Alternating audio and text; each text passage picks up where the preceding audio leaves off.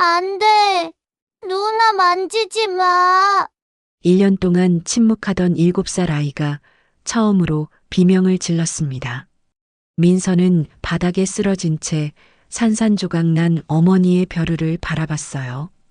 검은 먹물이 화선지 위로 번지고 10,000원짜리 지폐들이 골목에 흩날렸습니다. 50m 떨어진 곳에서 차민주는 흙먼지 묻은 민서의 얼굴을 봤어요. 그 눈빛은 23년 전 자신이 버린 여자, 혜진과 똑같았습니다. 그 순간 차민주는 알아버렸어요. 저 여자가 자신이 평생 몰랐던 딸이라는 것을, 빚더미에 쓰러진 저 아이가 바로 자신의 피부치라는 것을요. 과연 무슨 일이 있었던 걸까요? 사연 시작하기 전에 무료인 구독과 좋아요 한 번씩 부탁드립니다. 자, 그럼 시작하겠습니다. 새벽 5시 알람이 울리기도 전에 강민서는 눈을 떴습니다. 천장에 붙은 곰팡이 자국이 어둠 속에서도 선명하게 보였어요. 반지하 방 특유의 축축한 냉기가 이불 속까지 파고들었죠. 민서는 한숨을 쉬며 몸을 일으켰습니다. 침대 옆 작은 테이블에는 서류 뭉치가 어지럽게 쌓여 있었어요. 민서는 손을 뻗어 맨 위에 있는 봉투를 집어들었습니다. 빨간색 글씨로 최종 독촉이라고 적힌 사채업자의 독촉장이었죠. 그 아래에는 외삼촌 강태식의 병원비 청구서가 깔려 있었어요. 125만 원, 98만 원, 다음 달 재활치료비 예상액 150만 원. 숫자들이 눈앞에서 아른거렸습니다. 민서는 서류를 다시 내려놓고 좁은 부엌으로 향했어요. 싱크대 옆 달력에는 빨간 동그라미가 여러 개 그려져 있었습니다. 오늘은 김덕수가 찾아오는 날이었죠. 일주일에 2번, 월요일과 금요일이면 어김없이 그 남자가 나타났어요. 민서의 손이 무의식 중에 떨렸습니다. 찬물로 세수를 하고 거울을 봤어요. 22살 여자의 얼굴이라고 믿기 어려울 만큼 수척했습니다. 1년 전만 해도 미대 2학년에 재학 중이던 평범한 학생이었죠. 유아 물감 냄새가 손에 밴 채로 캠퍼스를 누비던 시절이 꿈만 같았어요. 모든 게 6개월 전 그날 이후로 멈춰버렸습니다. 민서는 작은 옷장을 열고 두꺼운 패딩을 꺼냈어요. 세탁한 지 오래되어 소매 끝이 해져 있었지만 따뜻했습니다. 옷장 맨 아래 서랍에는 어머니의 유품이 들어 있었죠. 청자색 벼루와 족제비털 붓, 그리고 낡은 화선지 한 묶음. 민서는 조심스럽게 벼루를 꺼내 천으로 감쌌습니다. 민서야, 벌써 나가니? 옆방에서 외삼촌의 목소리가 들렸어요. 민서는 방문을 조금 열고 고개를 들이밀었습니다. 침대에 누운 강태식의 오른팔에는 깁스가 감겨 있었죠. 6개월이 지났지만 손가락 3개는 아직도 제대로 움직이지 않았어요. 네, 삼촌. 일찍 가야 자리 잡아요. 미안하다, 민서야. 삼촌이. 삼촌, 그 말하지 마세요. 우리 꼭 이겨낼 거예요. 민서는 억지로 밝은 목소리를 냈습니다. 하지만 문을 닫는 순간 표정이 굳어졌죠. 영등포 금속가공 공장, 박성호 사장, 프레스 기계 사고. 머릿속에서 그날의 장면이 되풀이됐어요. 공장주는 산재 처리를 거부했습니다. 오히려 기계를 망가뜨렸다며 배상을 요구했죠. 그리고는 좋은 사람을 소개해준다며 김덕수를 데려왔어요. 합의금 명목으로 3천만 원을 빌려줬지만 이자는 일주일에 70만 원이었습니다. 6개월 만에 빚은 5천만 원이 넘어버렸어요.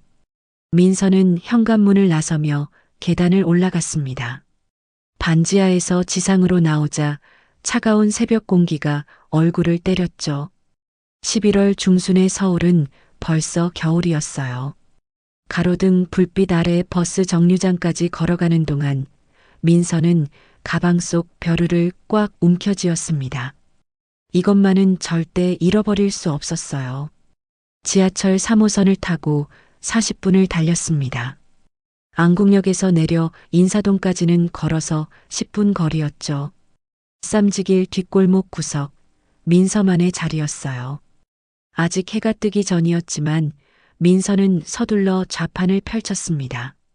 낡은 돗자리 위에 화선지와 붓, 벼루를 정갈하게 놓았죠. 이름 사자성어, 희망의 문구 2만 원. 손으로 쓴 팻말을 세워두고 민서는 자리에 앉았어요. 손님이 오기를 기다리는 시간이 가장 길었습니다. 오전 7시가 되자 비가 내리기 시작했죠. 우산도 없이 민서는 화선지가 젖지 않도록 몸으로 막았어요. 관광객들은 비를 피해 빠른 걸음으로 지나갔습니다. 9시, 10시, 11시. 시간은 흘러갔지만 멈춰서는 사람은 아무도 없었어요. 민서의 옷은 이미 흠뻑 젖어 있었습니다. 점심시간이 되자 비는 더 세차게 쏟아졌죠. 민서는 떨리는 손으로 휴대전화를 꺼내 시간을 확인했어요. 오후 2시 15분. 오늘 하루 수입은 0원이었습니다. 김덕수가 찾아오는 건 저녁 7시. 그때까지 최소 10만 원은 있어야 했어요. 민서는 젖은 화선지를 보며 눈을 감았습니다. 어머니의 얼굴이 떠올랐죠. 민서야, 붓은 마음을 담는 거란다. 내 마음이 바르면 글씨도 바르게 나와. 5년 전 폐암병동에서 어머니가 했던 말이었어요. 그때는 그 말의 의미를 몰랐습니다. 하지만 지금은 알 것 같았어요. 민서는 다시 눈을 뜨고 젖은 붓을 들었습니다. 비가 와도 손님이 없어도 그녀는 여기 있어야 했죠. 오후 3시, 빗줄기가 조금 약해졌습니다. 민서는 젖은 옷을 손으로 짜내며 한숨을 쉬었어요. 그때 골목 입구에서 엔진 소리가 들렸습니다. 검은색 제네시스 지구십 한 대가 천천히 다가오더니 멈춰섰죠. 민서는 고급 차량이 이 좁은 골목에 들어온 게 신기했어요. 운전석에서 50대 남자가 내렸습니다. 단정한 정장 차림의 이철호는 뒷문을 열고 누군가를 기다렸죠. 뒷좌석에서 작은 아이가 천천히 내렸어요. 7살쯤 되어 보이는 남자아이였습니다. 몽클레어 패딩을 입은 아이의 얼굴에는 아무 표정이 없었어요. 도련님, 이쪽으로 가시죠. 이철호가 조심스럽게 말을 건넸습니다. 하지만 아이는 대답하지 않았어요. 차은우라는 이름표가 달린 가방을 맨 아이는 고개를 숙인 채 서 있었죠. 이철호는 익숙한 듯 아이의 손을 잡고 걷기 시작했습니다. 민서는 그들이 전통 찻집 방향으로 가는 걸 보며 시선을 거뒀어요. 10분쯤 지났을까요? 이철호와 은우가 다시 골목으로 돌아왔습니다. 이철호의 얼굴에는 지친 기색이 역력했어요. 오늘만 벌써 3군데 찻집을 돌았지만 아이는 어디에서도 반응을 보이지 않았죠. 회사에서는 아이가 좋아할 만한 곳을 찾으라고 했지만 무엇을 좋아하는지조차 알 수 없었습니다. 도련님, 조금만 더 걸어볼까요? 이철호가 다시 물었어요. 은우는 여전히 아무 말이 없었습니다. 그저 고개를 숙인 채 이철호의 손에 이끌려 걸을 뿐이었죠. 두 사람이 민서의 좌판 앞을 지나가려는 순간이었어요. 은우의 발걸음이 멈췄습니다. 아이의 시선이 민서의 손끝에 고정됐어요. 민서는 막 새 화선지를 펼쳐놓고 붓에 먹물을 묻히고 있었습니다. 검은 먹물이 족제비털 끝에 스며들었죠. 민서가 붓을 종이에 대자 먹물이 천천히 번지기 시작했어요. 은우는 그 장면을 한순간도 눈을 떼지 않고 지켜봤습니다. 도련님? 이철호가 당황한 목소리로 불렀어요. 하지만 은우는 움직이지 않았습니다. 1년 동안 그 어떤 것에도 관심을 보이지 않던 아이였죠. 주치의도, 미술치료사도, 음악치료사도 모두 포기한 상태였어요. 그런 아이가 지금 낯선 여자의 붓끝을 응시하고 있었습니다. 민서는 시선을 느끼고 고개를 들었어요. 그리고 은우와 눈이 마주쳤습니다. 아이의 눈은 깊고 텅 비어 있었어요. 마치 오래된 우물 같은 눈이었죠. 민서는 가슴 한쪽이 아려오는 걸 느꼈습니다. 안녕하세요. 민서가 조심스럽게 인사를 건넸어요. 은우는 대답하지 않았습니다. 그저 민서의 손을, 붓을, 먹물을 가만히 바라볼 뿐이었죠. 이철호는 난처한 표정으로 민서를 봤어요. 민서는 괜찮다는 듯 고개를 끄덕였습니다. 은우는 천천히 좌판 앞으로 다가왔어요. 그리고는 민서로부터 1미터 떨어진 곳에 쪼그려 앉았습니다. 비에 젖은 바닥이었지만 아이는 개의치 않았어요. 이철호가 말리려 했지만 민서가 손짓으로 괜찮다고 했죠. 민서는 아이가 편안해할 수 있도록 자연스럽게 작업을 계속했습니다. 화선지 위에 붓이 움직였어요. 민서는 평소 시연용으로 쓰던 폴 발레리의 시구를 쓰기 시작했습니다. 바람이 불었다. 나는 살아야겠다. 한 글자 한 글자 정성스럽게 써내려갔죠. 먹물이 화선지에 스며들며 만들어내는 번짐을 은우는 한순간도 놓치지 않고 지켜봤어요. 10분이 지났습니다. 은우는 여전히 그 자리에 앉아 있었어요. 20분, 30분, 시간이 흘러도 아이는 움직이지 않았습니다. 다리가 저리거나 지루할 법도 한데 은우는 오직 민서의 붓끝만 응시했죠. 이철호는 깜짝 놀라 휴대전화를 꺼냈습니다. 대표님, 저 이철호입니다. 전화를 받은 사람은 차민준이었어요. 이철호는 지금 상황을 조심스럽게 설명했습니다. 은우가 인사동 골목의 서예가 앞에서 40분째 앉아 있다는 것, 처음으로 무언가를 집중해서 보고 있다는 것을요. 전화기 너머로 잠시 침묵이 흘렀죠. 그리고 차민준의 낮은 목소리가 들렸습니다. 아이가 원하는 대로 두게. 얼마든지 기다려도 좋아. 이철호는 안도의 한숨을 쉬었어요. 그는 전화를 끊고 골목 입구 벤치에 조용히 앉았습니다. 민서는 두 번째 화선지를 펼쳤어요. 은우의 눈동자가 새 종이를 따라 움직였습니다. 민서는 이번에는 간단한 산수화를 그리기 시작했죠. 붓에 물을 적셔 농담을 조절했어요. 연한 먹으로 먼 산을 그렸습니다. 진한 먹으로 가까운 나무를 그렸죠. 붓끝이 종이를 스치는 소리만이 골목에 울렸어요. 은우의 입술이 아주 미세하게 떨렸습니다.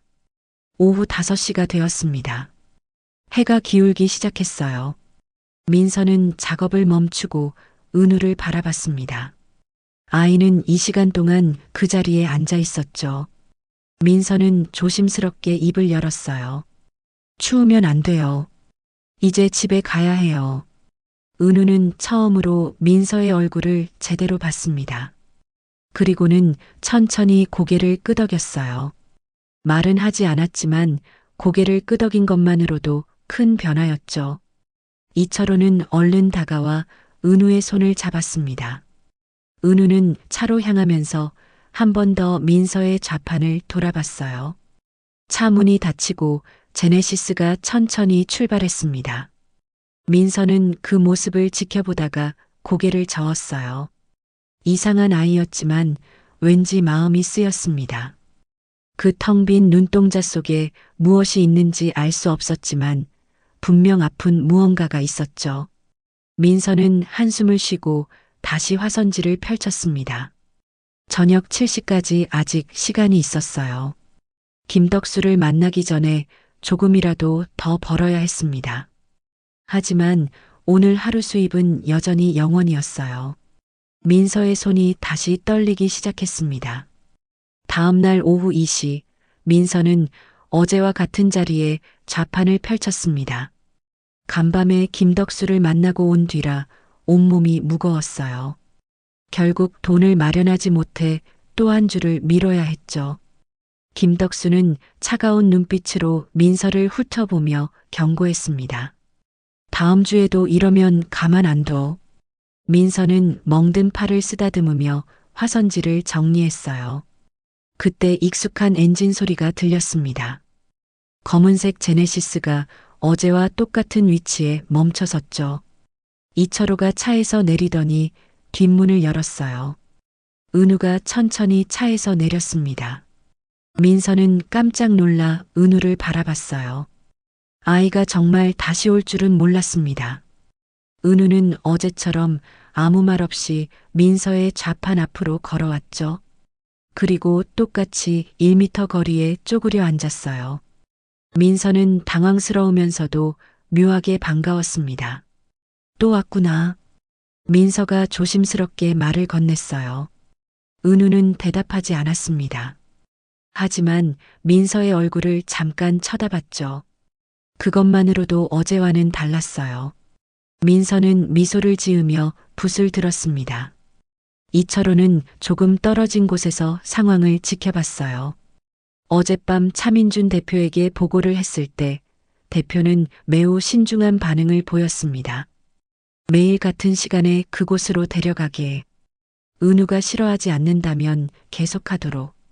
이철호는 고개를 끄덕이며 오늘도 같은 자리에서 기다렸죠.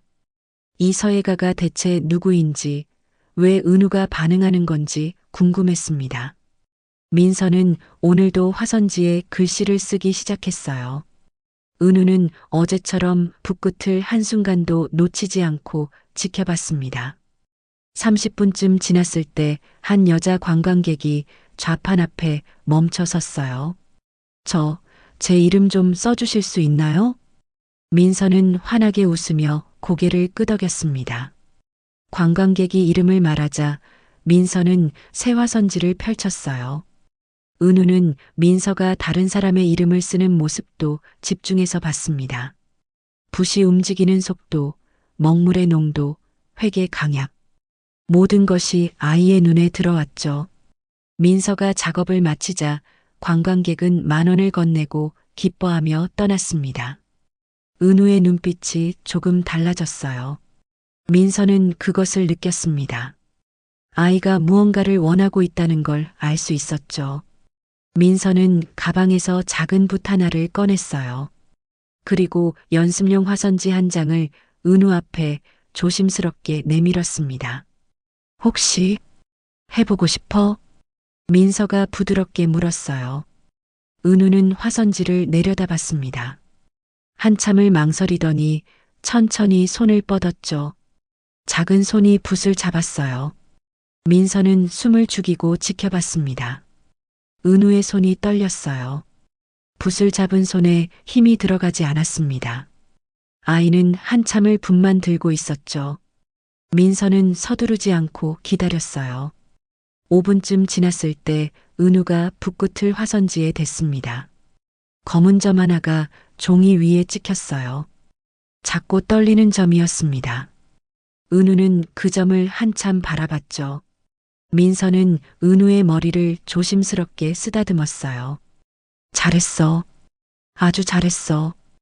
은우가 처음으로 민서를 똑바로 쳐다봤습니다. 텅 비어있던 눈동자에 아주 작은 빛이 생겼어요. 말은 하지 않았지만 아이의 입꼬리가 미세하게 올라갔습니다. 민서는 가슴이 뭉클했어요. 이 아이에게 무슨 일이 있었는지 몰랐지만 지금 이 순간만큼은 함께 있어주고 싶었습니다. 그날 이후 은우는 매일 같은 시간에 나타났어요. 사흘째, 나흘째, 닷새째. 비가 오나 눈이 오나 은우는 어김없이 민서의 좌판 앞에 앉았습니다. 민서는 이제 은우를 기다리게 됐어요. 아이가 오지 않으면 왠지 허전할 것 같았죠. 일주일이 지났습니다. 은우는 이제 붓을 잡는 게 익숙해졌어요. 점에서 선으로, 선에서 동그라미로. 아이의 손놀림이 조금씩 자연스러워졌습니다. 민서는 매번 은우의 그림을 진심으로 칭찬했어요. 오늘은 어제보다 선이 더 부드러워졌네. 이 동그라미 정말 예뻐. 잘했어. 민서의 말 한마디 한마디에 은우는 고개를 끄덕였어요. 말은 여전히 하지 않았지만 반응은 점점 늘어났습니다. 이철호는 매일 차민준에게 상황을 보고했죠. 도련님이 조금씩 밝아지고 계십니다. 붓을 잡을 때 표정이 달라집니다. 차민주는 전화기 너머로 긴 침묵을 유지하다가 말했어요. 계속 지켜보게. 그 서예가에 대한 정보도 조사해서 보고하고. 2주차가 시작됐습니다. 어느 날 오후 민서와 은우가 함께 그림을 그리고 있을 때였어요. 60대 남자가 좌판 앞에 멈춰 섰습니다. 인사동 상인회 회장 정만식이었죠. 그는 팔짱을 끼고 민서를 내려다봤어요. 아가씨, 여기서 장사하는 거 허가받았어요? 민서는 고개를 들어 정만식을 봤습니다. 죄송하지만 저는 그냥 돈 받고 글씨 써주면서 그냥이라고? 정만식의 목소리가 날카로워졌어요.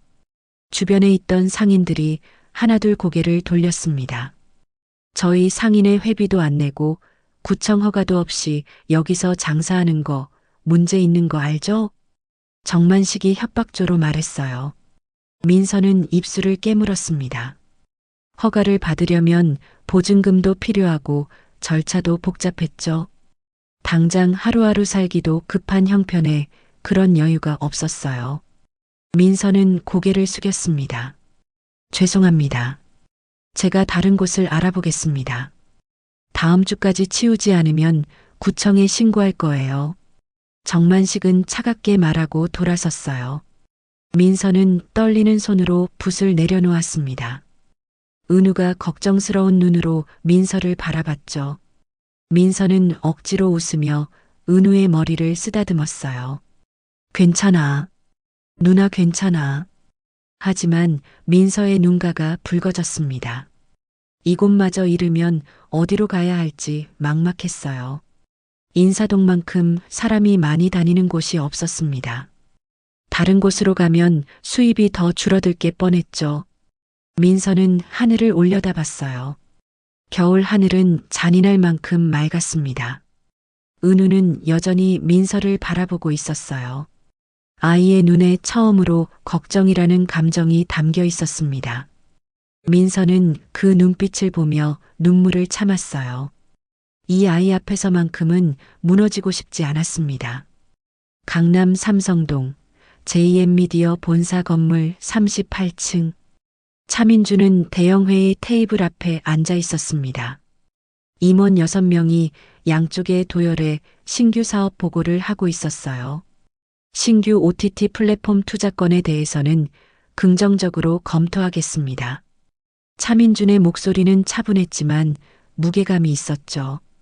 회의가 끝나고 임원들이 나갔습니다. 차민준은 창밖을 내다봤어요. 서울 시내가 한눈에 내려다 보이는 전망이었습니다. 모든 것을 가진 것처럼 보이는 풍경이었죠. 하지만 차민준의 눈빛은 공허했어요. 비서 한지영이 노크를 하고 들어왔습니다. 대표님, 이철호 기사님께서 올린 보고서입니다. 한지영이 태블릿을 건넸어요. 차민준은 화면을 천천히 내려가며 읽기 시작했습니다. 보고서에는 지난 2주간 은우의 행동 변화가 상세히 기록되어 있었죠. 도련님이 서예가의 작업을 집중해서 관찰함. 도련님이 직접 붓을 잡고 그림을 그림. 도련님이 서예가에게 고개를 끄덕이는 반응을 보임. 차민주는 읽으면서 눈을 가늘게 떴어요. 1년 동안 그 어떤 치료사도 이끌어내지 못한 변화였습니다. 보고서 마지막 페이지에는 민서의 신상 정보가 첨부되어 있었어요. 이름, 나이, 주소, 학력. 차민준의 시선이 출생지에서 멈췄습니다. 출생지 인천광역시 연수구 송도동. 그의 손이 미세하게 떨렸어요. 차민준은 자리에서 일어났습니다.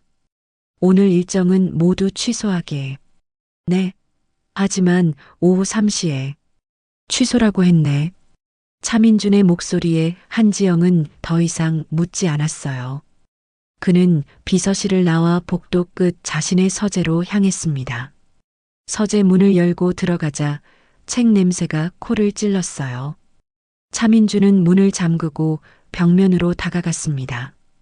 흰 천으로 덮인 캔버스 한 점이 거기 있었죠. 23년 동안 그 자리에 걸려있던 그림이었어요.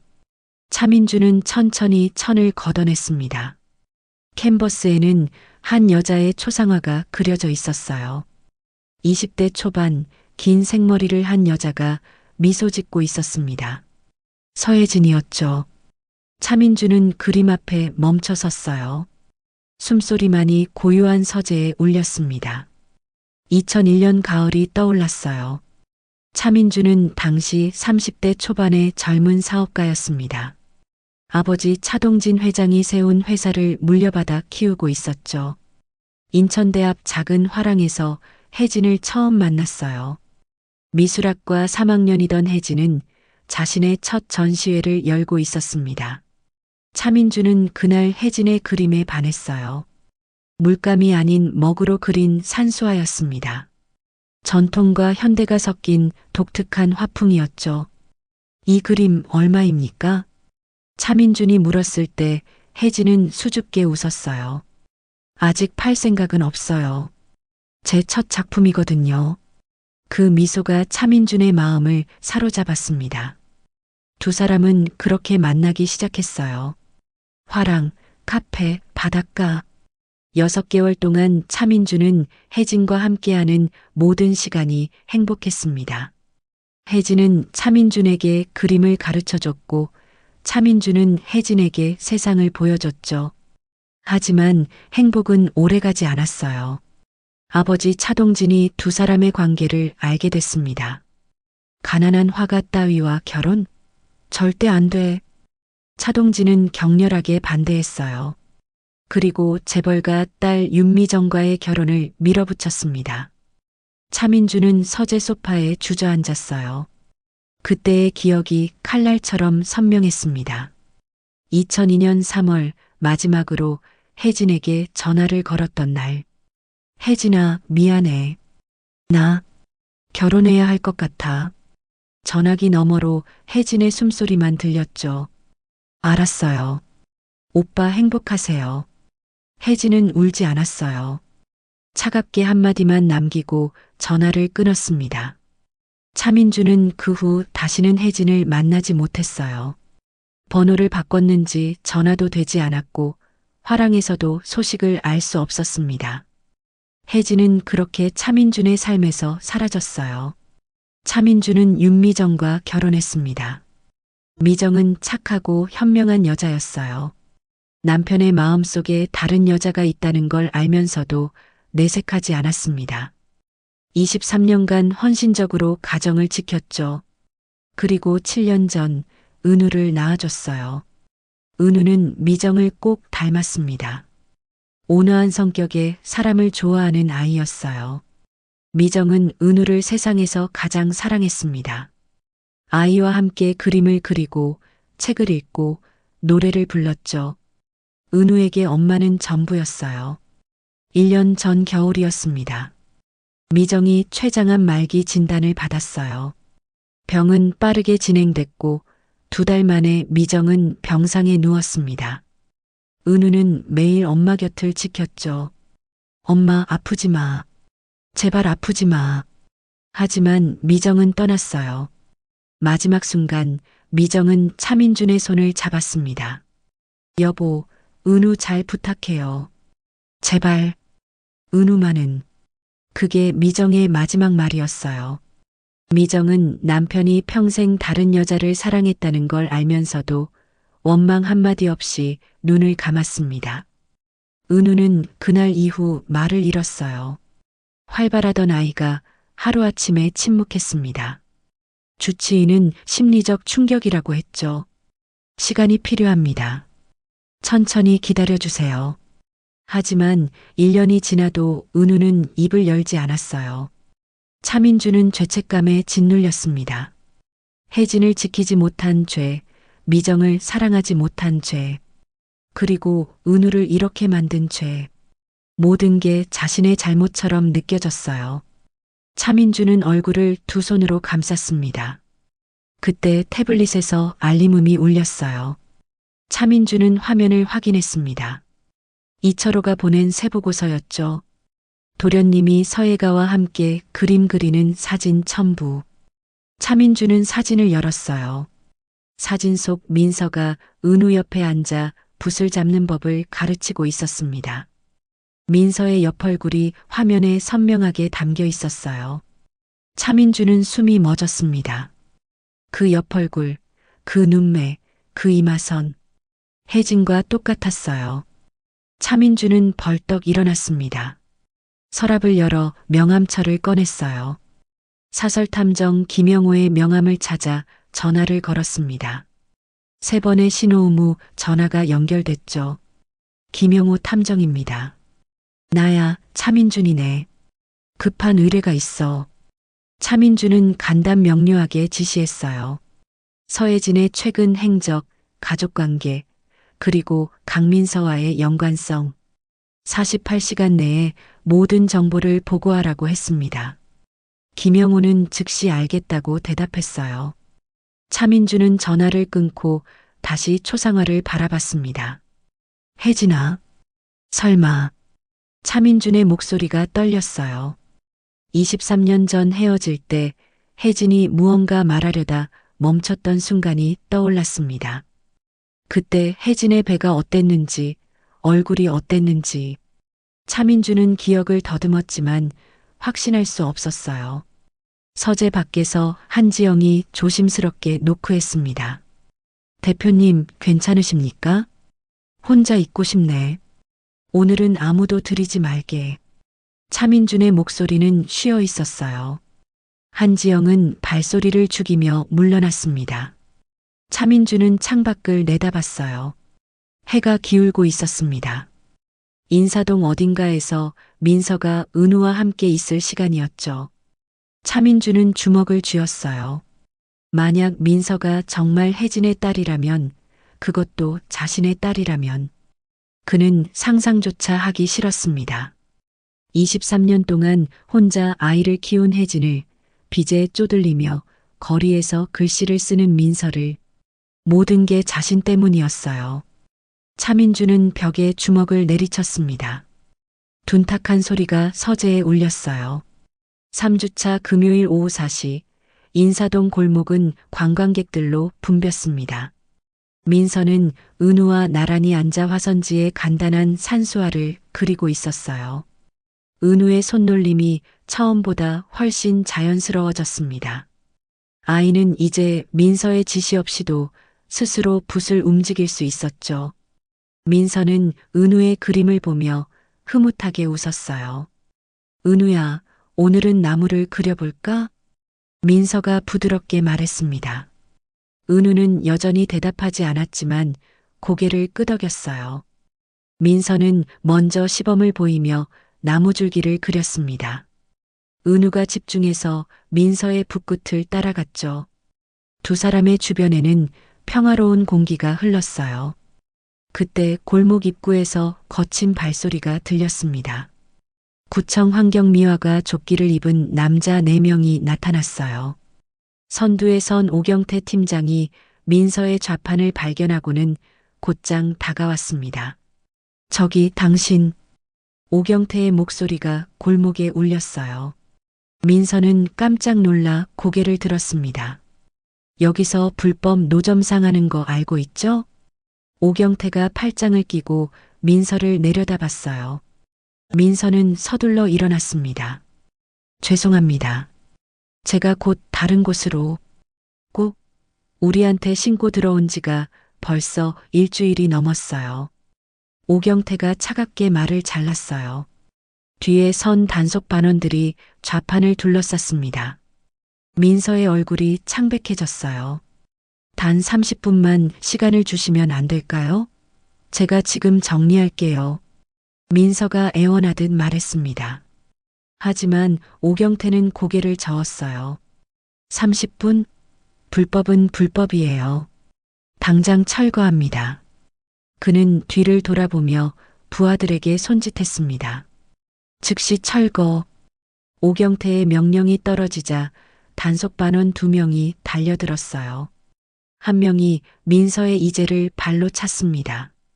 이젤이 비틀거리며 넘어갔죠. 다른 한 명이 좌판을 뒤집었어요.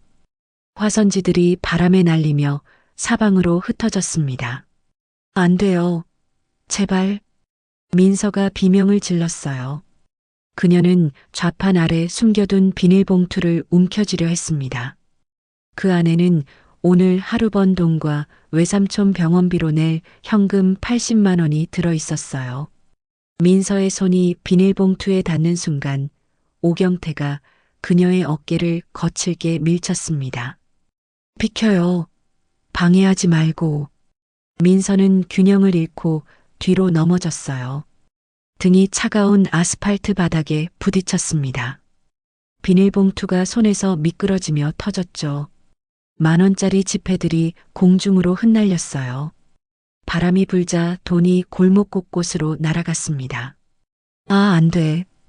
민서는 바닥에 쓰러진 채 허공의 지폐들을 바라봤어요. 그때 더 큰 충격이 왔습니다. 청자색 벼루가 바닥에 떨어졌어요. 쨍그랑. 벼루가 산산조각 나며 검은 먹물이 사방으로 튀었습니다. 민서는 부서진 벼루 조각을 멍하니 바라봤어요. 어머니의 마지막 유품이었습니다. 5년 전 돌아가시기 전 어머니가 민서의 손에 쥐어줬던 거였죠. 민서야, 이걸로 내 꿈을 이뤄. 엄마 대신. 먹물이 민서가 오늘 아침에 완성한 그림 위로 번졌어요. 은우가 벌떡 일어났습니다. 아이의 눈이 크게 떠졌어요. 1년 동안 단 한 번도 소리를 내지 않던 입술이 떨렸습니다.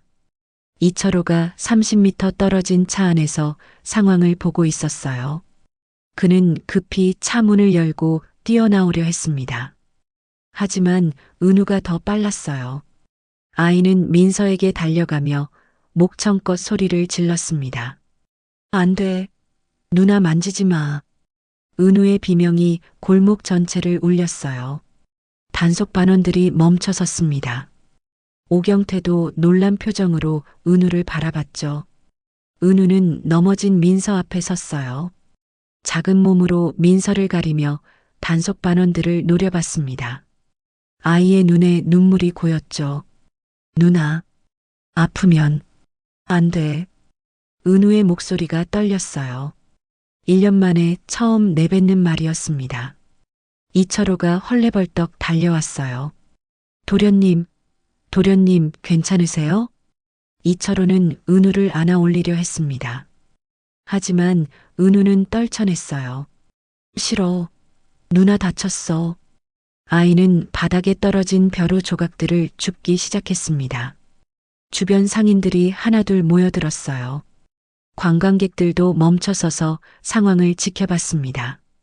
오경태는 당황한 표정으로 뒤를 돌아봤죠.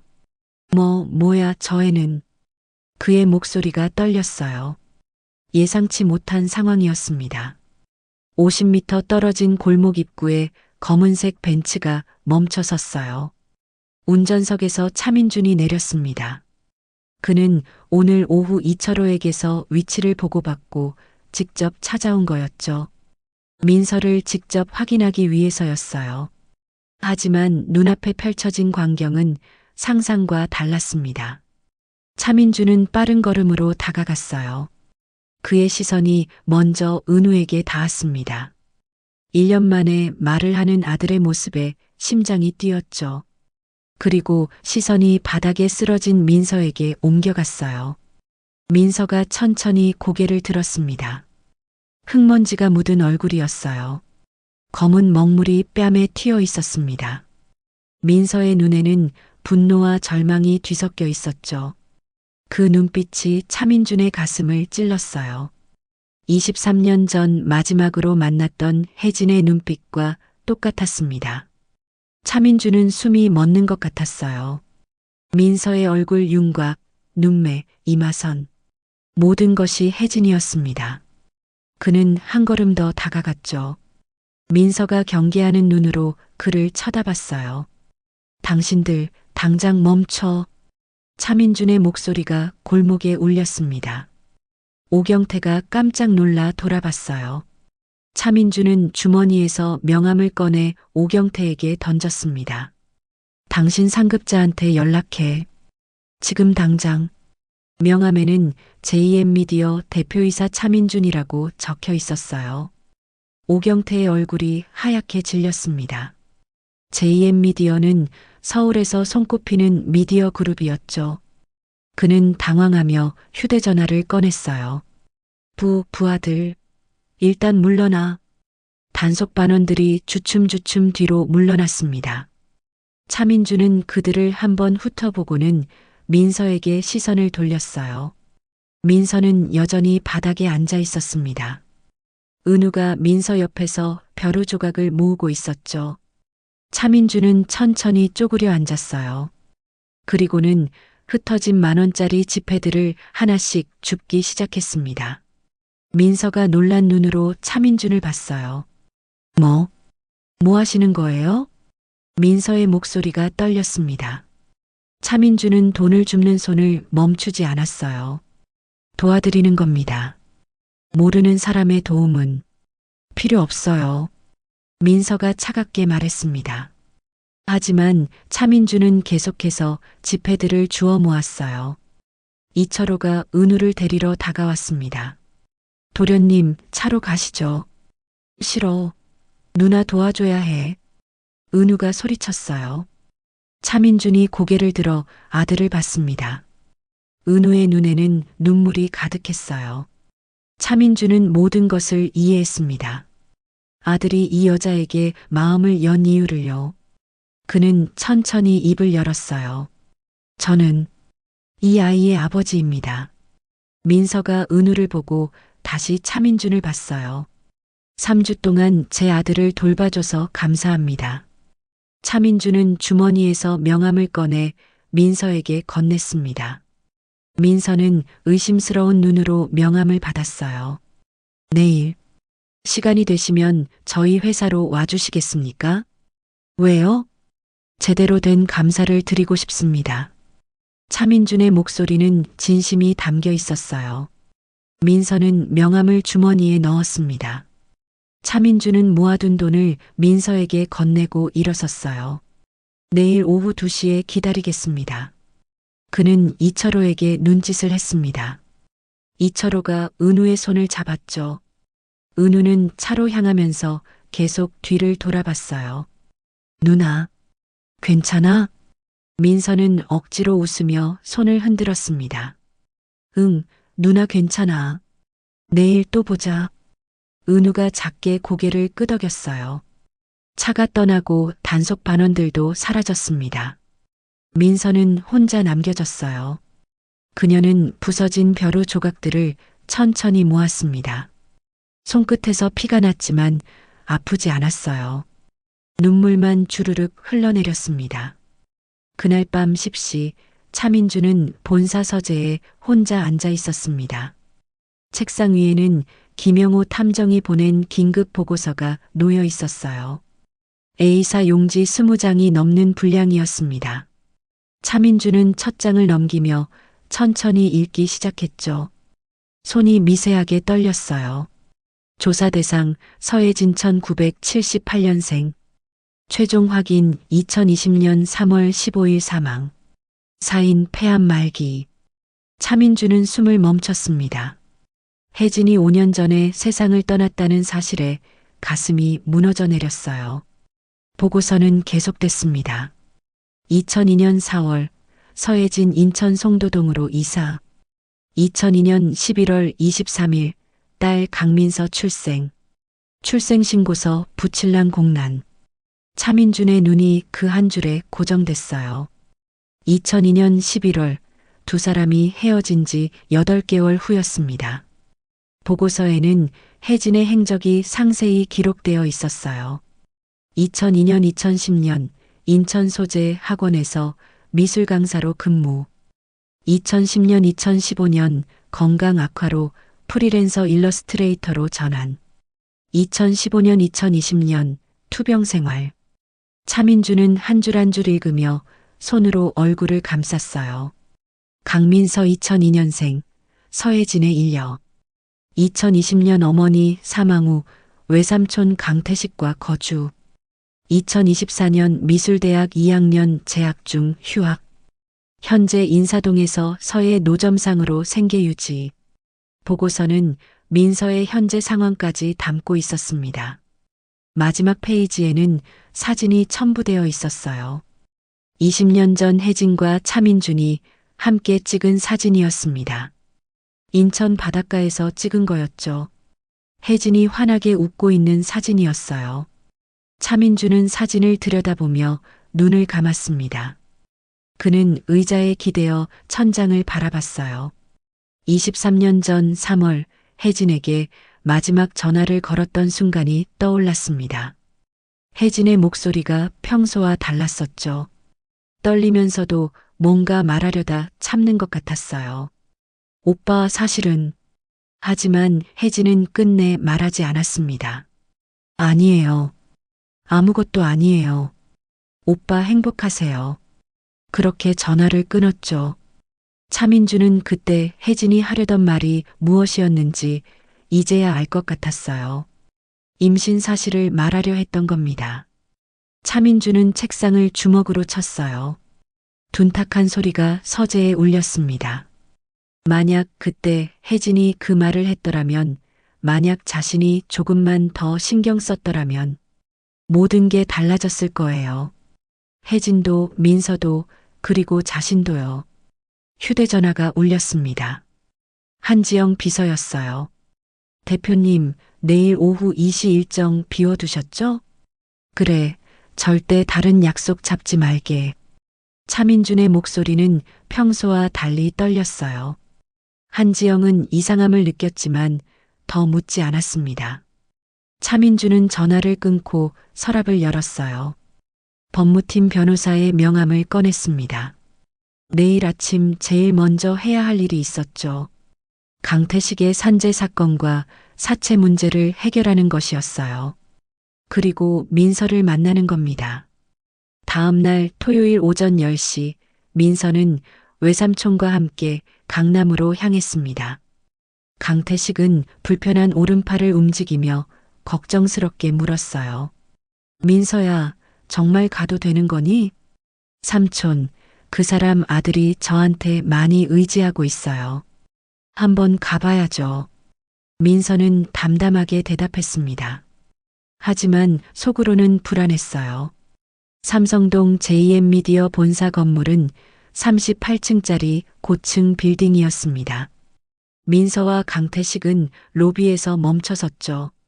대리석 바닥과 화려한 샹들리에가 그들을 압도했어요. 여기가 진짜 회사 맞나? 강태식이 중얼거렸습니다. 민서는 긴장한 채 안내 데스크로 향했어요. 차민준 대표님을 뵈러 왔습니다. 민서가 말하자 직원이 공손하게 고개를 숙였어요. 강민서님 맞으시죠?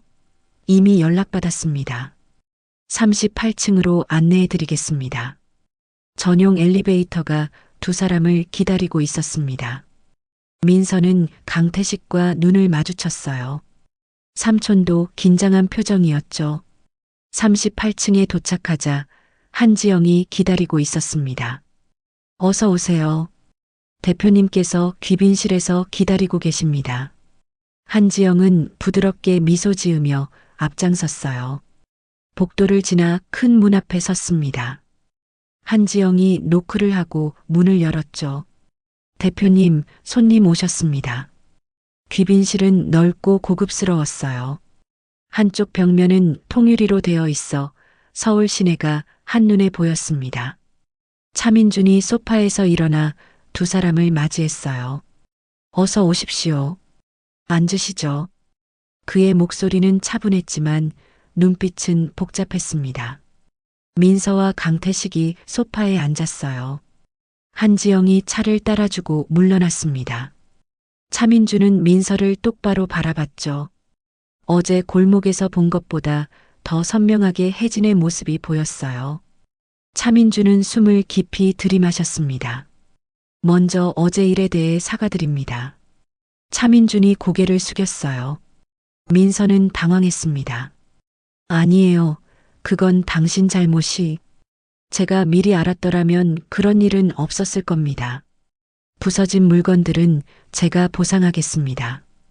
차민준의 태도는 진지했어요. 강태식이 조심스럽게 입을 열었습니다. 저희를 부르신 이유가 뭡니까? 차민준은 테이블 위에 놓인 서류 봉투를 밀었어요. 먼저 이것부터 확인해 주십시오. 강태석이 봉투를 열어 서류를 꺼냈습니다.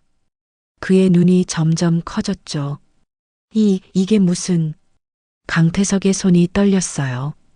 서류에는 산재 소송 무료 법률 지원 계약서와 사채 전액 변제 확인서가 들어 있었습니다. 민서가 서류를 빼앗아 읽었어요. 5천만 원의 빚이 모두 처리되었다는 내용이었습니다. 이건 너무 과한 것 같은데요. 차민주는 고개를 저었어요. 과하지 않습니다. 제 아들 은우가 3주 동안 받은 도움에 비하면요. 그는 또 다른 서류를 꺼냈습니다. 이건 은우 주치의의 소견서입니다. 민서가 소견서를 받아 읽었어요. 환자 차은우 7세는 최근 3주간 선택적 한묵증 증상이 50% 이상 개선됨. 특정 대상 강민서과의 교류를 통해 정서적 안정을 찾는 중 지속적인 만남을 권장함. 민서는 소견서를 읽으며 눈시울이 붉어졌어요. 은우가 그렇게 아픈 아이였다는 걸 이제야 알았습니다. 그래서 부탁이 있습니다. 차민준이 조심스럽게 말했어요. 은우의 개인 미술 교사가 되어주실 수 있겠습니까? 개인 교사요? 민서가 되물었습니다. 차민준은 고개를 끄덕였어요. 주 3회, 회당 2시간씩입니다.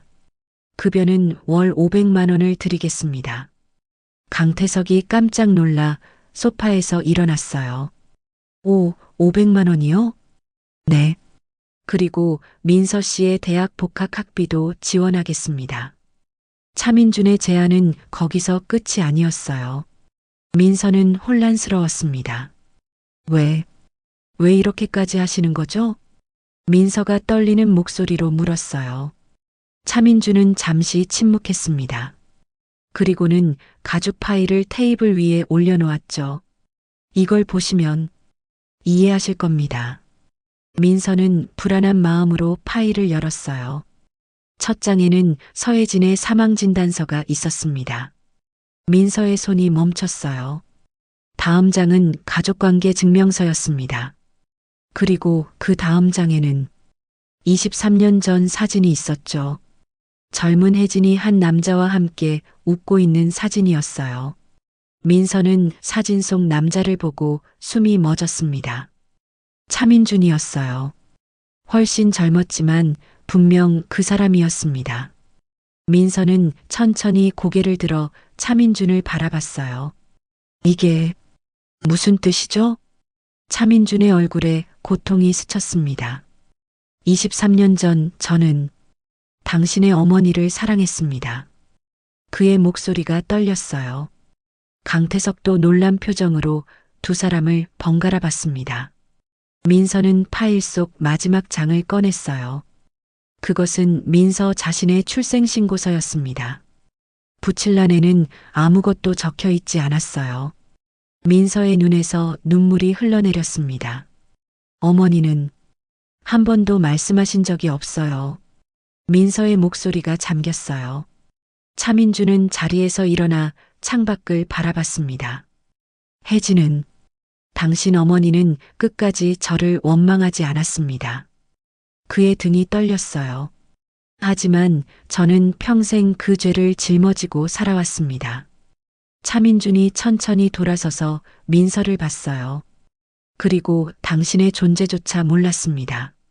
민서는 울음을 참으며 고개를 저었어요. 저는 아버지가 필요했던 적이 없어요. 알고 있습니다. 차민준의 목소리는 쉬어 있었어요. 용서를 구하려는 게 아닙니다. 다만 그는 민서를 똑바로 바라봤습니다. 혜진이 꿈꿨던 것들을, 당신이 잃어버린 시간을 이제라도 되찾을 수 있게 돕고 싶습니다. 귀빈실에 침묵이 흘렀어요. 강태석이 민서의 어깨를 다독였습니다. 민서야, 내가 결정해라. 삼촌은 내 뜻을 따를게. 민서는 눈물을 닦으며 파일을 다시 봤어요. 어머니의 젊은 얼굴이 그곳에 있었습니다. 민서는 한참을 침묵했습니다. 테이블 위에 서류들, 사진, 그리고 눈앞에 차민준. 모든 게 현실 같지 않았어요. 22년 동안 궁금해했던 아버지가 이렇게 나타날 줄은 몰랐습니다. 민서는 떨리는 손으로 어머니 사진을 다시 집어들었어요. 어머니는 평생 당신 얘기를 한 번도 안 하셨어요. 민서의 목소리가 잠겼습니다. 제가 물어봐도 그냥 웃기만 하셨죠. 민서야, 엄마랑 너만 있으면 충분해. 눈물이 뺨을 타고 흘러내렸어요. 차민주는 그 말을 들으며 주먹을 쥐었습니다. 혜진이 얼마나 힘들었을지 상상이 됐어요. 강태석이 조심스럽게 입을 열었습니다. 혜진 누나는 정말 강한 사람이었습니다. 그의 목소리도 떨렸어요. 혼자 민서를 낳고 혼자 키우면서도 단 한 번도 누구를 원망하는 걸 본 적이 없어요. 강태석은 차민준을 바라봤습니다. 하지만 돌아가시기 전 마지막에 한 말씀이 있었습니다. 차민준이 긴장한 표정으로 강태석을 봤어요. 무슨 말씀을 하셨습니까? 강태석은 잠시 망설이다 입을 열었습니다. 민준이 오빠에게는 그 사람만의 삶이 있었어. 나는 그걸 이해해. 라고 하셨어요. 차민준의 얼굴이 일그러졌어요. 그리고 민서만은 행복했으면 좋겠어라고 하셨습니다. 민서가 고개를 들었어요. 삼촌, 그 얘기 왜 이제 하세요? 미안하다, 민서야. 내가 물어보지 않아서. 강태석이 민서의 손을 잡았습니다. 누나는 너를 정말 사랑했어. 그게 전부였단다. 민서는 더 이상 참지 못하고 울음을 터뜨렸어요.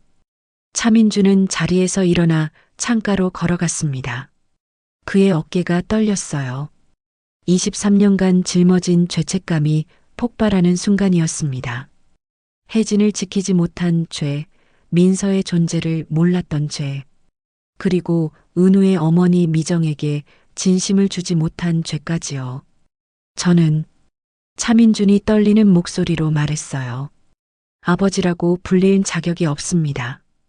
그는 천천히 돌아서서 민서를 봤습니다. 하지만 혜진이 원했던 것, 당신의 행복만큼은 책임지고 싶습니다. 차민준의 눈에도 눈물이 맺혔어요. 민서는 눈물을 닦으며 고개를 들었습니다. 저는 아직 받아들일 준비가 안 됐어요. 민서의 목소리는 떨렸지만 단호했어요. 하지만 은우는, 그 아이는 달라요. 민서가 차민준을 똑바로 바라봤습니다. 은우가 저를 필요로 한다면 그 아이를 위해서라도 돕고 싶어요. 차민준은 고개를 끄덕였어요. 고맙습니다. 하지만 조건이 있어요. 민서가 단호하게 말했습니다. 은우에게는 당분간 이 사실을 알리지 마세요. 아이가 혼란스러워할 거예요. 차민준은 잠시 생각하다 동의했어요. 알겠습니다. 당신이 준비될 때까지 기다리겠습니다. 강태석이 안도의 한숨을 쉬었어요.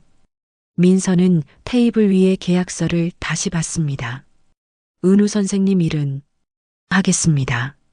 민서가 조심스럽게 말했어요. 하지만 급여는 너무 많아요. 절반만 받을게요. 차민준이 고개를 저었습니다. 아니, 그대로입니다. 그리고 차민준은 한지영을 불렀어요. 한지영이 서재에서 또 다른 서류를 가져왔습니다. 이건 압구정동 아파트 전세 계약서입니다. 민서와 강태석이 깜짝 놀라 서류를 봤어요. 32평 아파트입니다. 당신과 강태석 씨가 편하게 사실 수 있도록 준비했습니다. 이건 너무... 민서가 손사래를 쳤어요. 차민주는 단호하게 말했습니다. 혜진이라면 이 정도는 당연히 받아야 할 대우였습니다. 그의 목소리에는 후회가 가득했어요.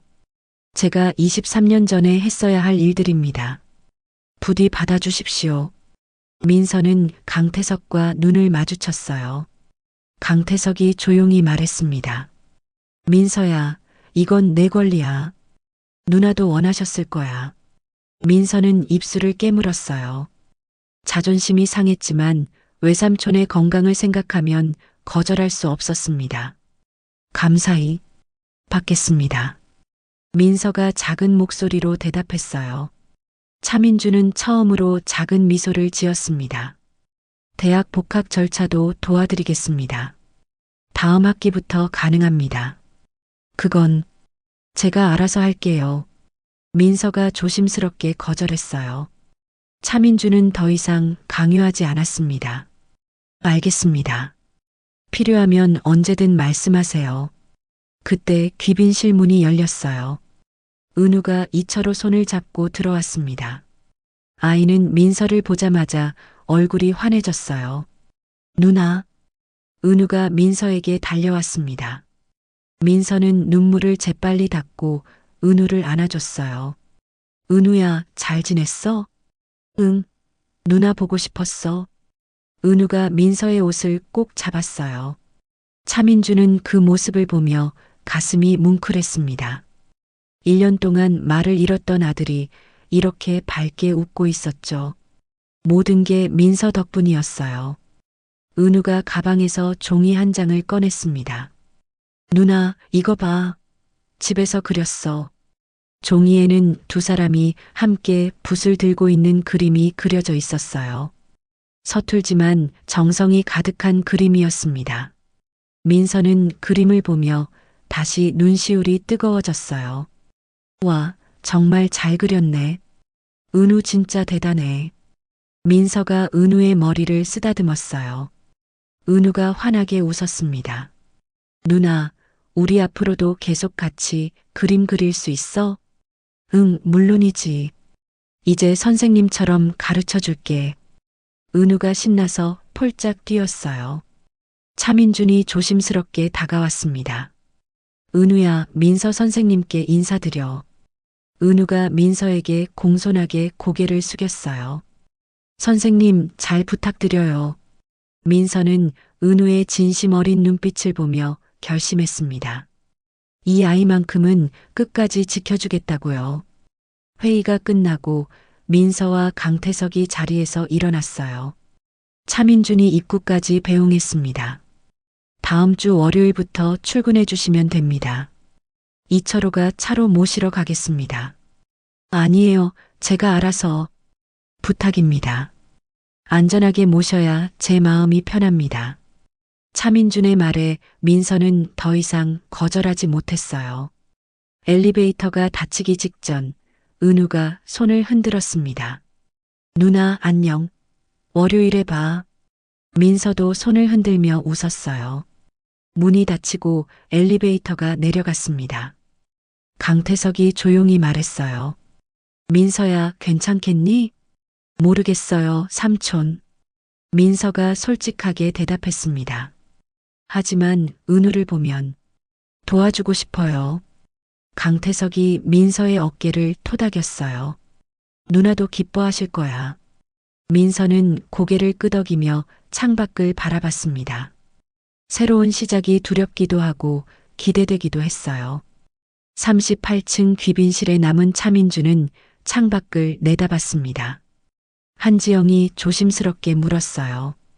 대표님, 괜찮으십니까? 괜찮네. 이제 조금은 마음이 편해진 것 같아. 차민준의 목소리는 여전히 떨렸지만 전보다는 가벼워 보였어요. 그는 책상 위에 혜진 사진을 집어들었습니다. 혜진아, 이제라도 늦지 않았겠지? 사진 속 혜진은 여전히 환하게 웃고 있었어요. 차민주는 사진을 가슴에 안으며 눈을 감았습니다. 23년 만에 처음으로 혜진에게 제대로 된 사죄를 한 것 같았어요. 은우가 차민준 옆으로 다가왔습니다. 아빠, 누나 진짜 좋은 사람이지? 그래, 정말 좋은 사람이야. 차민준이 아들의 머리를 쓰다듬었어요. 앞으로 누나한테 잘 배워야 해. 은우가 고개를 끄덕이며 환하게 웃었습니다. 차민주는 아들의 웃음을 보며 다짐했어요. 민서에게는 아버지가 아니어도 좋았습니다. 다만 혜진이 원했던 것, 민서의 행복만큼은 반드시 지켜주겠다고요. 그리고 은우가 계속 웃을 수 있게 해주겠다고요.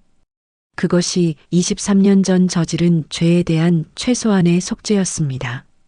3개월 후 봄이 찾아왔습니다. 압구정동 아파트 거실에서 민서는 대학 교재를 펼쳐놓고 있었어요. 다음 주면 복학 첫날이었습니다. 3년 만에 다시 캠퍼스로 돌아간다는 게 실감이 나지 않았죠. 창밖으로 벚꽃이 흩날리는 게 보였어요. 민서야, 아침 먹어. 강태석이 주방에서 불렀습니다.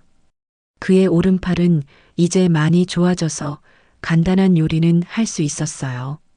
법무팀이 박성호 공장주를 상대로 소송을 진행한 덕분에 제대로 된 치료를 받을 수 있었죠. 민서는 교재를 덮고 식탁으로 향했습니다. 삼촌, 제가 할게요. 아니야, 이 정도는 삼촌이 해야지. 강태석이 웃으며 계란말이를 접시에 담았어요. 두 사람은 마주 앉아 아침을 먹었습니다. 예전 반지하 방에서의 초라한 식사와는 너무 달랐어요. 하지만 민서는 가끔 그때가 그리웠습니다. 어머니의 흔적이 남아있던 그곳이요. 오늘도 은우 수업 있지? 강태석이 물었어요. 네, 오후 2시예요. 오늘은 수묵화 기초를 가르쳐 줄 거예요. 민서가 대답하며 미소 지었습니다. 3개월 동안 은우는 놀라울 만큼 성장했어요. 이제는 간단한 대화도 자연스럽게 하고 또래 친구들과도 어울릴 수 있게 됐죠. 오후 1시 30분, 이철호가 약속대로 아파트 앞에 도착했습니다. 민서는 미술 도구가 든 가방을 메고 차에 올랐어요. 오늘도 수고하십니다. 이 기사님. 아닙니다, 선생님. 도련님이 벌써부터 기다리고 계십니다. 이철호가 백미러로 민서를 보며 웃었어요. 차는 한남동 차민준의 저택으로 향했습니다. 저택 정원에는 벚꽃나무가 만개해 있었어요. 민서가 차에서 내리자 현관문이 열리며 은우가 뛰어나왔습니다. 누나. 은우는 이제 민서를 선생님이 아닌 누나라고 불렀어요. 차민준이 허락한 일이었습니다. 은우야, 오늘은 뭐 그릴까? 민서가 은우의 손을 잡고 물었어요. 저기 있는 벚꽃나무 그리고 싶어? 은우가 정원을 가리키며 신나게 말했습니다. 민서는 고개를 끄덕이며 은우를 데리고 정원으로 향했죠. 2층 서재에서 차민준이 그 모습을 지켜보고 있었어요. 민서는 정원 테이블에 화선지를 펼쳤습니다. 은우가 익숙하게 붓을 잡고 먹물을 묻혔어요. 누나, 나무는 어떻게 그려? 먼저 줄기부터 그리는 거야. 이렇게.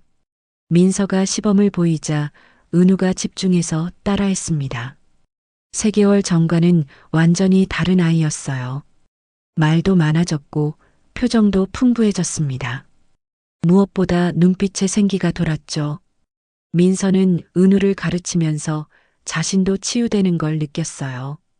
어머니를 잃은 슬픔, 빚에 쪼들리던 고통이 조금씩 옅어졌습니다. 누나, 이렇게? 은우가 그린 나무를 민서에게 보여줬어요. 서툴지만 정성이 가득한 그림이었습니다. 와, 정말 잘했어. 은우는 정말 재능이 있어. 민서가 진심으로 칭찬하자 은우가 환하게 웃었어요. 그 웃음을 보면 민서는 이 일을 계속하고 싶다는 생각이 들었습니다.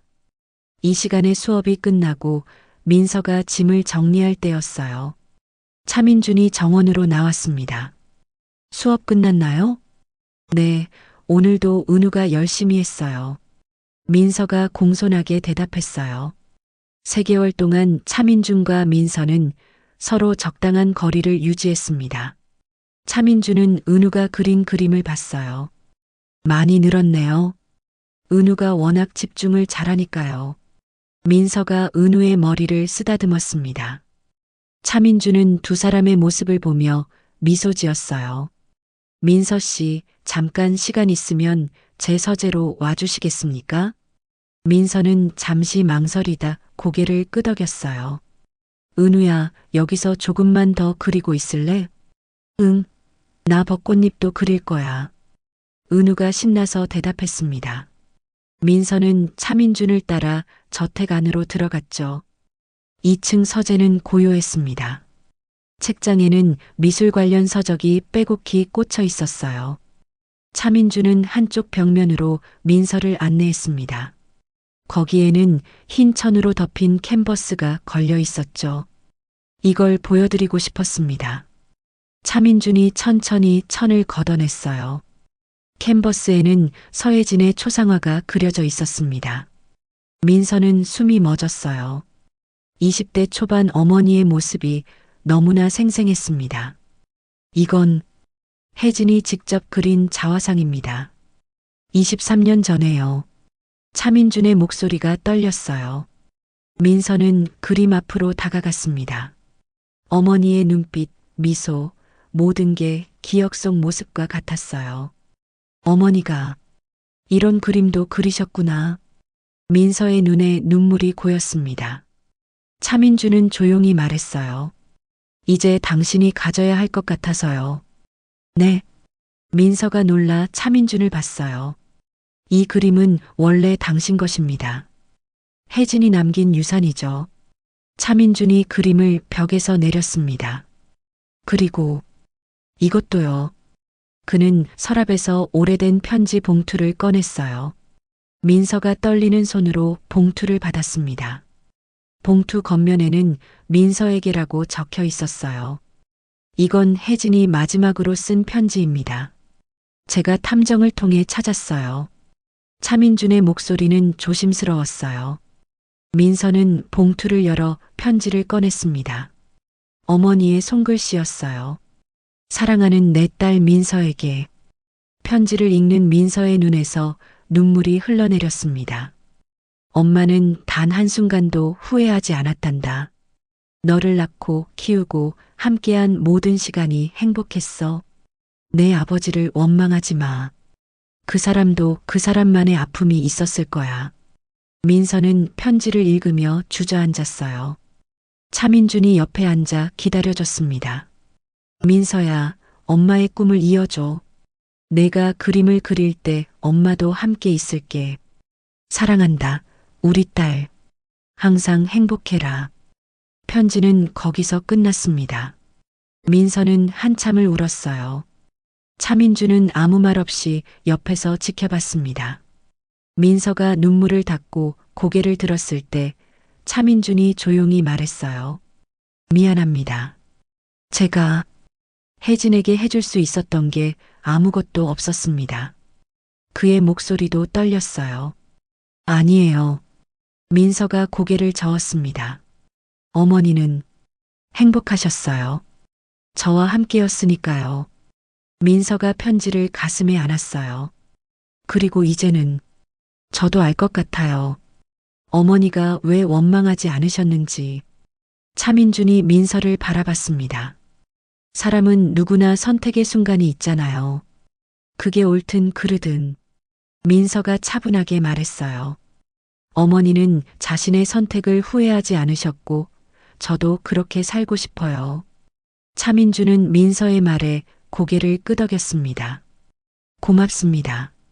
그 말을 해줘서. 두 사람 사이에 따뜻한 침묵이 흘렀어요. 창밖에서 은우의 웃음소리가 들렸습니다. 민서가 창문으로 다가가 내려다봤어요. 은우가 벚꽃잎을 모으며 신나게 뛰어다니고 있었습니다.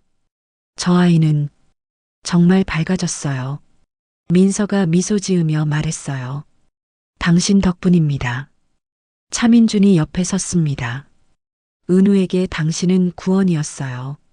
저에게도요. 민서가 차민준을 봤어요. 두 사람의 시선이 마주쳤습니다. 앞으로도 은우를 잘 부탁합니다. 차민준의 말에 민서가 고개를 끄덕였어요. 민서는 서재를 나와 정원으로 돌아갔습니다. 은우가 달려와 민서의 손을 잡았어요. 누나 봐. 벚꽃잎 이렇게 많이 모았어. 와, 정말 예쁘다. 이걸로 그림 그려볼까? 민서가 은우와 함께 테이블에 앉았습니다. 해가 서쪽으로 기울고 있었어요. 봄바람이 벚꽃잎을 흩날렸습니다. 민서는 은우가 붓을 잡는 모습을 지켜보며 생각했어요. 어머니가 원했던 것, 자신이 찾았던 것, 그 모든 게 지금 여기 있다는 걸요. 2층 서재에서 차민준이 여전히 두 사람을 지켜보고 있었습니다. 그의 손에는 혜진의 편지가 들려 있었어요. 민준 오빠, 우리 딸 잘 부탁해요. 혜진이 자신에게 남긴 마지막 문장이었습니다. 차민준은 편지를 가슴에 안으며 창밖을 바라봤어요. 약속할게, 혜진아. 민서를 꼭 지킬게. 그의 목소리는 바람에 실려 날아갔습니다. 정원에서는 민서와 은우의 웃음소리가 들렸어요. 벚꽃이 흩날리는 봄날, 세 사람은 각자의 방식으로 새로운 시작을 맞이하고 있었습니다. 멈춰있던 시간이 다시 흐르기 시작했어요. 3개월 후, 민서는 대학 졸업 작품전을 열었습니다. 전시회장 입구에는 어머니 혜진의 초상화가 걸려 있었어요. 그 옆에는 민서가 그린 은우의 초상화가 나란히 있었습니다. 차민준과 은우, 강태석이 함께 전시회를 찾아왔죠. 누나 그림 정말 멋있어. 은우가 신나서 소리쳤어요. 민서는 은우를 안아올리며 웃었습니다. 차민준은 멀리서 그 모습을 지켜봤어요. 혜진이 원했던 풍경이었습니다. 그는 조용히 미소 지으며 딸의 작품들을 천천히 감상했어요. 캔버스 위에 새로운 이야기들이 펼쳐졌습니다. 멈춰있던 캔버스가 다시 채워지고 있었어요. 과거의 아픔은 새로운 색으로 덧칠되고 미래의 희망이 그 위에 그려졌습니다. 민서는 붓을 들고 계속해서 그림을 그릴 거예요. 어머니가 남긴 꿈을, 그리고 자신만의 이야기를요.